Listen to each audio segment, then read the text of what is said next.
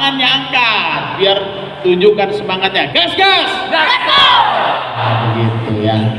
Jadi memang harus selalu semangat, gaspol, tapi tetap ada rem-rem supaya nanti tidak nabrak toh, sehingga harus tetap direm-rem.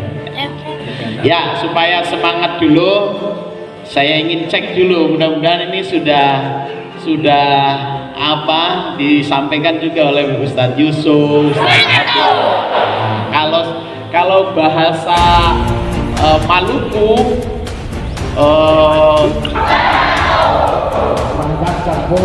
santri hebat, santri keren, lagi santri keren. Jadi kata kata gitu.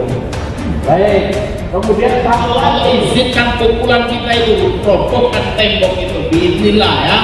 Kalau iman kita kuat, doa kita dikabulkan, apapun bisa terjadi. Jangankan hanya musuh, tembok saja bisa kita hancurkan. Yakin tidak? Yakin. Kuat-kuat nih. Coba. Ya, takbirnya juga harus menghadirkan kata takbir. Takbir. Itu Masya Allah, luar biasa.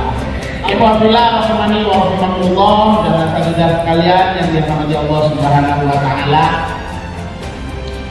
Jadi memang apa yang sudah dikonsepkan oleh para ustadz, ya, kaderisasi di tingkat santri melalui gerakan Tanwir Hidayatullah ini, apabila dilaksanakan dengan baik, insya Allah akan menghasilkan juga yang terbaik.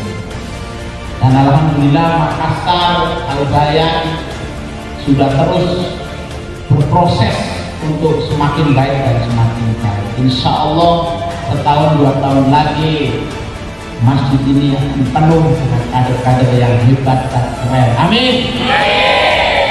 Sekarang boleh berkumpul di tengah besok sudah nggak muat lagi 2 tahun lagi.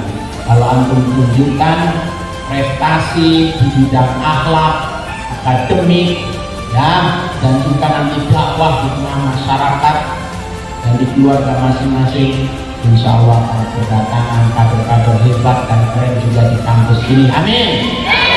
Jadi jauh dari orang tua, jauh dari fasilitas, di sini serba apa adanya, bahkan mungkin kekurangan dan biasa saja. Tapi itu adalah langkah bagi antum sekalian yang harus dilalui, anak tangga yang harus dititi dalam rangka menggapai kesuksesan di dunia dan di akhirat. Takbir. Mungkin ada juga yang dipaksa oleh orang tuanya, tidak apa-apa.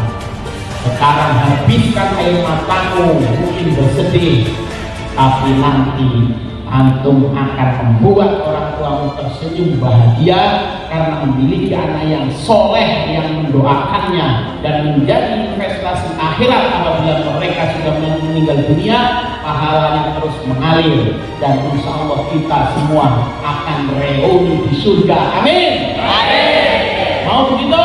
Mau. Ada yang sudah lihat kabur? Tidak ada kan? Nah, kalau ada, daripada kabur mendinglah pojok aja di pojok sana ya. Pasti beri aku pertolongan, artinya itu berakit-rakit ke hulu, berenang-renang temu ya, bersusah-susah dulu, bersakit dulu, baru bersenang-senang temu ya. Itu ini dunia ini adalah apa namanya, penjaranya bagi orang-orang yang beriman. Susah, tapi untuk menggapai kebahagiaan di akhirat, termasuk kebahagiaan di dunia nanti, karena di dunia hasanah wa fil akhirati hasanah. Bahagia di dunia dengan keimanan dan ketaatan, dan juga bahagia di akhirat karena diridhoi dan dirahmati Allah, dimasukkan ke dalam surganya. Maka prosesnya harus dilalui dengan maksiat. Siap gagah? Baik. Ya, maka generasi yang dijadikan oleh Allah sebagaimana yang disebutkan di dalam surat Al-Maidah. Kenapa antum ketika ditanya, bagaimana kondisi 554, tahu kan apa maknanya itu? Santri baru belum tahu, geleng-geleng dia. 554 itu adalah 5 itu surat kelima. Surat kelima surat apa? Al-Maidah. 54 itu ayat ke-54.